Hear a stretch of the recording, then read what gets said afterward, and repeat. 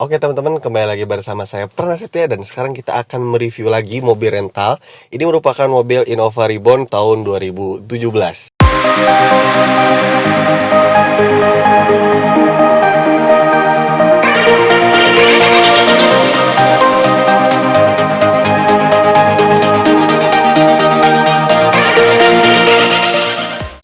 Oke, jadi untuk mobil rental kali ini kita mendapatkan unit spesial ya. Ini merupakan Innova Reborn yang memang kalau misalkan teman-teman ketahui, Innova Reborn ini sangat banyak digunakan untuk mobil rental, terutama yang diesel. Karena untuk yang diesel sendiri itu memang dari konsumsi bahan bakarnya itu sangat irit sekali dan sangat bertenaga.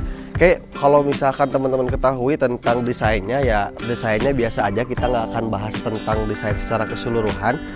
Tapi di sini menurut gua untuk yang tipe G ini merupakan unit tipe G. Dia itu belum menggunakan LED ya, masih menggunakan lampu bohlam biasa seperti itu. Oke, ini kap mesinnya menurut gua lumayan berat sekali ya. Ini materialnya menurut gua sangat kokoh dan dia itu belum pakai hidrolik. Oke, untuk mesin dari Innova Reborn ini dia itu mesinnya sangat badak sekali ya. Ini merupakan mesin diesel 2400 cc, torsinya itu di 362 Nm, sedangkan tenaganya adalah di 136 HP seperti itu. Oke, kita bisa lihat di sini juga dia udah menggunakan ABS. Di sini ada modul ABS-nya, ya iyalah pasti mobil 400 juta kok gitu kan.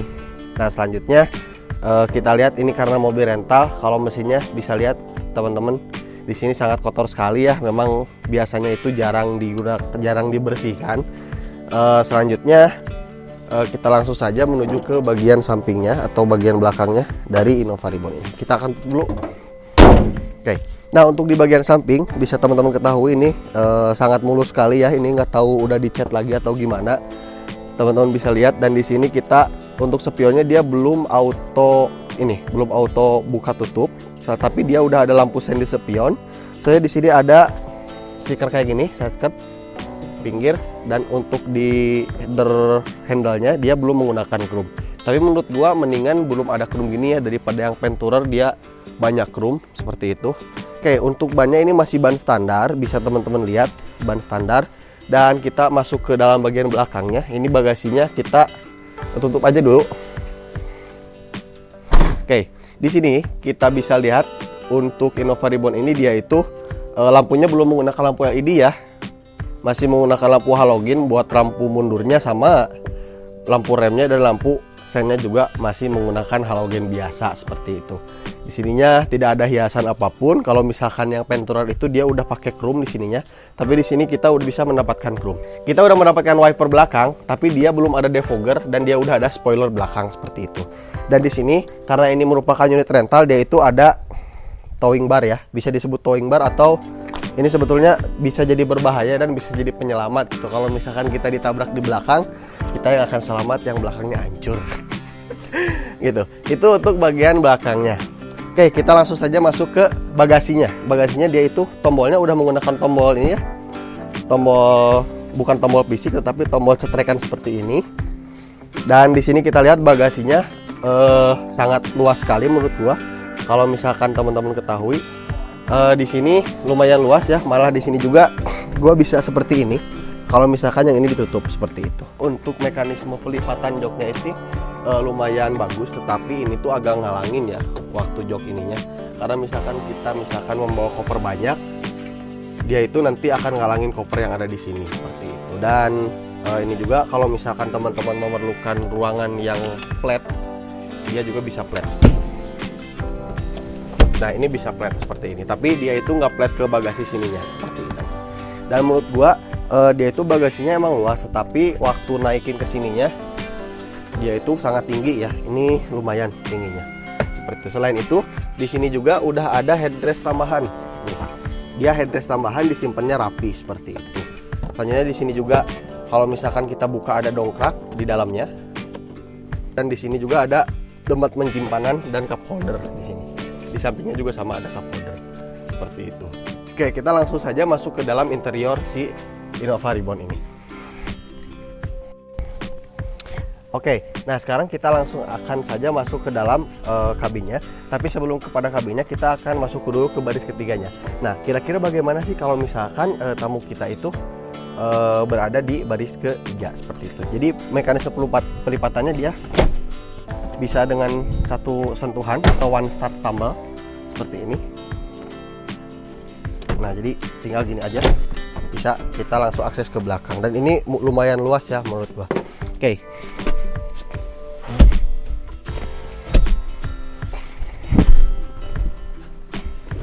Nah, untuk baris ketiganya, menurut gue ini lumayan ya, lumayan nggak terlalu menyiksa sih sebetulnya, karena di sini juga kita masih ada jarak, walaupun kita itu duduknya gini, jongkok kayak jongkok gitu. Tapi untuk ininya dia udah mepet untuk atasnya udah mepet, ininya mepet, duduknya jongkok seperti ini. Tapi minimal kita itu bisa sedikit rebahan seperti ini. Jadi tidak terlalu menyiksa kayak kita di low MPV seperti itu. Oke, kita langsung saja ke baris kedua. Kalau baris kedua sih menurut gue udah terkenal ya, Innova sangat luas dan sangat lega. Nah, untuk baris kedua kita bisa lihat di sini. Ini kita bisa mundurkan ke belakang. Kalau misalkan nggak ada yang baris ketiga, ini legroomnya luas, headroomnya juga lumayan seperti ini. Tetapi untuk di baris kedua ini menurut gue ini nggak ada headrest ya seperti ini. Jadi dia itu dikhususkan untuk 3 orang. Nah, yang bagusnya dari Innova ini, jadi dia tuh AC-nya tuh ada di baris kedua dan ada di baris ketiga. Jadi double blowernya itu dia bisa 2. Kayak minimal penumpang kedua dan penumpang ketiga tuh bisa dingin seperti itu. Dan di sini juga ada cup holder dan ada penyimpanan terbuka. Selanjutnya ini ada pembukaan untuk kaca, dan ini door handle-nya dia tuh masih polos aja gini ya. Dan ini dia menggunakan bahan-bahan yang murah ya. Tapi di sini dia udah di-trim ulang. Aslinya tuh dia bludru ya. Tapi bludrunya tuh kalau misalkan dibikin mobil buat rame-rame kan biasanya semakin hilang. Jadi dia itu di-retrim dengan menggunakan jok kulit-kulitan seperti ini. Dan di sini juga ada colokan 12 volt. Jadi kalau misalkan kalian ingin ngecas, di sini ada colokan 12 volt buat ngecas seperti itu. Oke, kita lanjut aja ke bagian depan.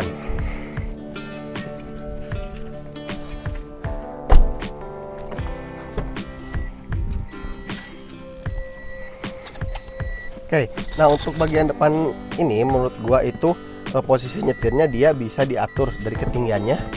Kita bisa atur seperti ini walaupun dia belum elektrik. Ketinggiannya, selanjutnya slidingnya dia bisa diatur, dan ininya bisa diatur rebahannya seperti itu.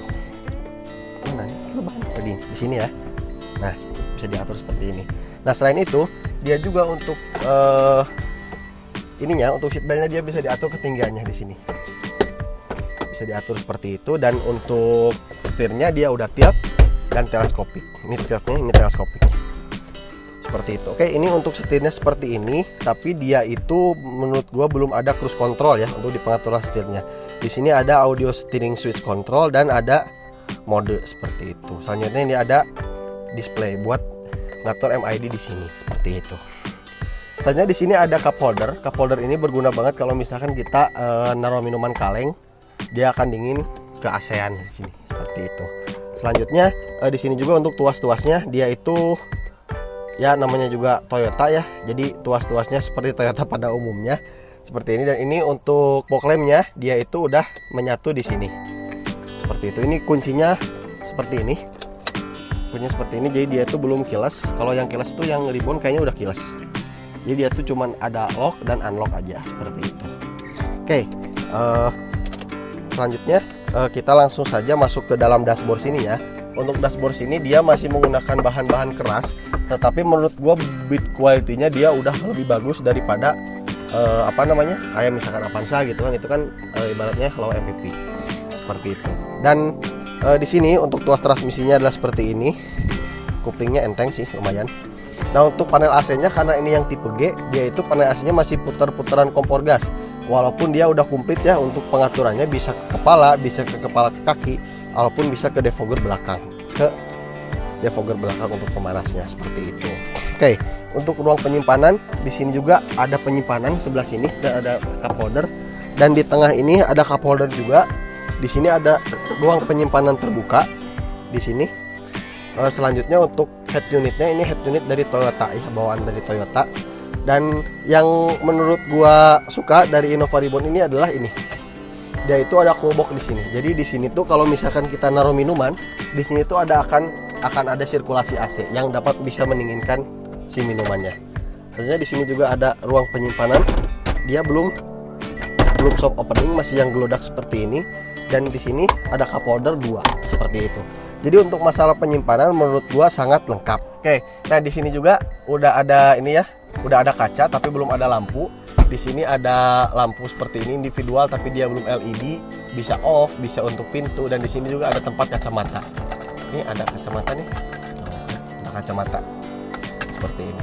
Walaupun kalau misalkan teman-teman ketahui, ini tuh kadang suka loncer ya ininya ya, suka ke bawah sendiri. Untuk yang di sebelah sini juga dia sama, belum ada lampu tetapi udah ada kaca seperti itu. Untuk ininya mirror di sininya dia belum auto kromatik tapi dia udah day and night view seperti itu. Oke, ini untuk handle di sininya, di sebelah sini ada dan di sebelah sini nggak ada seperti itu.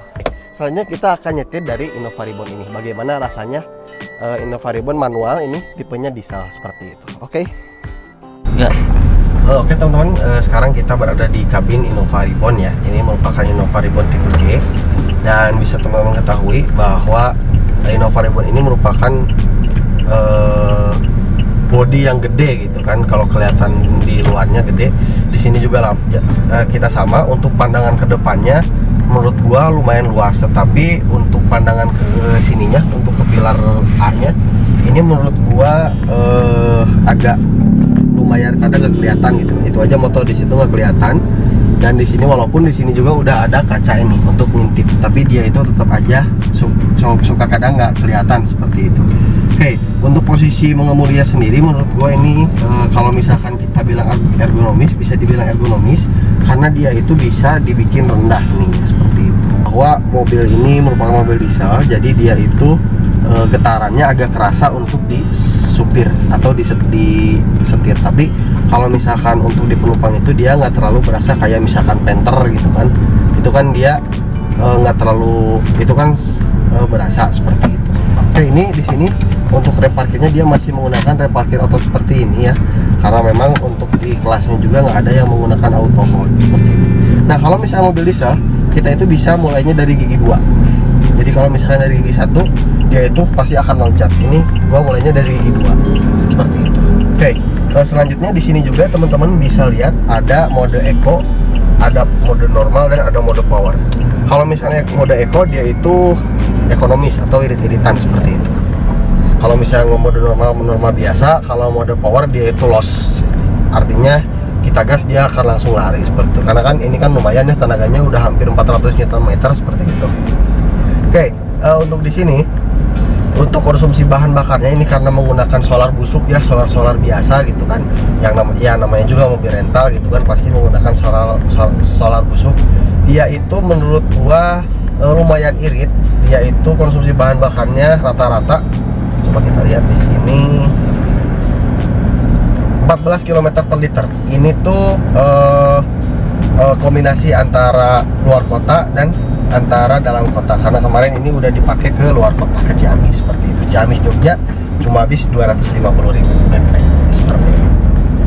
Oke, kita langsung saja akan mencoba tenaganya dari Innova Reborn ini, tapi kita akan nyari dulu untuk jalan kosong. Oke, jadi sekarang kita akan mencoba tenaga dari Innova Reborn ini ya. Kalau misalkan kita berbicara tentang suspensinya dulu aja, jadi suspensinya lumayan nyaman ya menurut gua. Malah sangat nyaman banget untuk di kelasnya. Jadi dia itu ngayun. Kalau misalkan kita mengenai prosedur itu ngayun, nggak duduk gitu loh gitu. Jadi nyai. Jadi ibaratnya ngayun seperti itu. Tapi menurut gua untuk pengendaliannya lumayan limbung. Tapi limbungnya tuh yang nggak bikin kebalik gitu. Ibaratnya kita lari di 180, 160 juga enak, masih pede gitu kan. Oke, kita langsung saja untuk tenaganya. Kalau misalkan kita di mode eco, kita coba gaspol, ya sebetulnya masih ngisi tenaganya, tapi ya nggak gimana gitu kan. kita coba menggunakan mode normal ini karena jalannya lagi ini ya, lagi lumayan rame. Oke, jadi kita langsung saja menggunakan power mode. Kalau misalnya kita injak gas,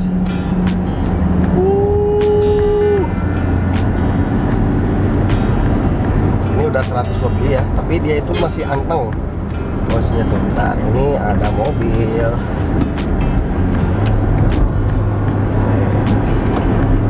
Wow, gila tenaganya, anjir.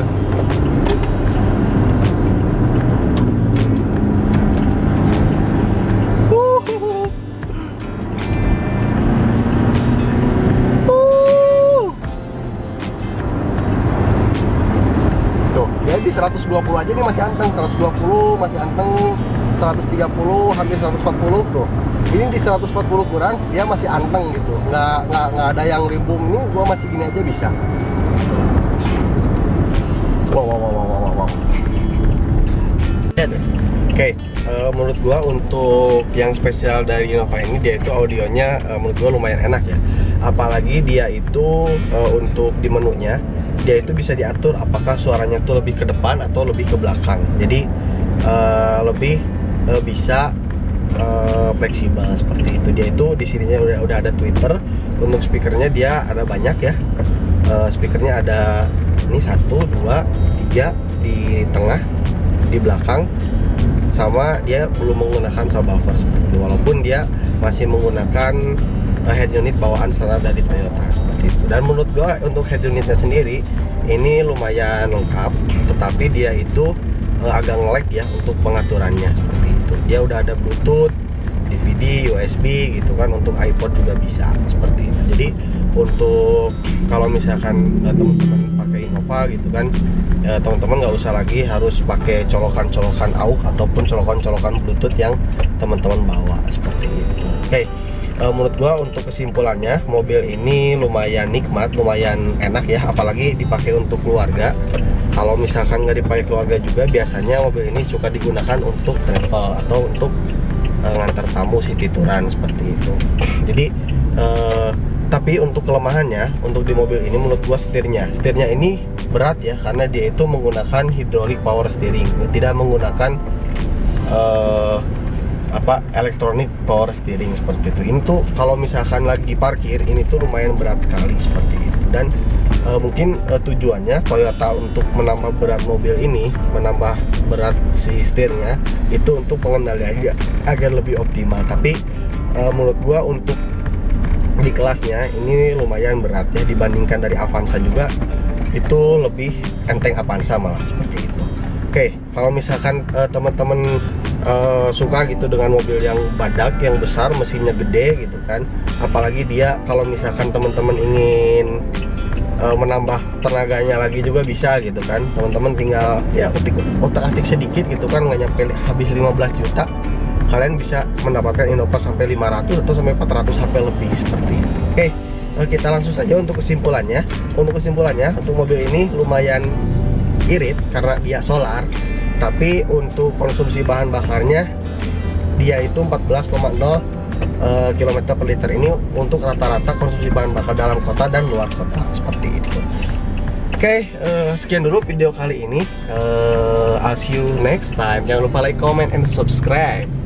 Oh, kalau misalkan teman-teman ingin merental mobil untuk di Jogja, bisa hubungi ini karena rentalnya dari 86 ya, 86 yang ada di Jalan Magelang. Teman-teman juga bisa ini, dan ini tidak terafiliasi atau tidak di endorse oleh 86 ya. Ini kita sewa sendiri ya, lebih tepatnya minjem ya. Terima kasih juga buat Mas Egi yang telah meminjamkan mobil ini, meminjamkan untuk rentalnya seperti itu. Oke, terima kasih. Wassalamualaikum warahmatullahi wabarakatuh.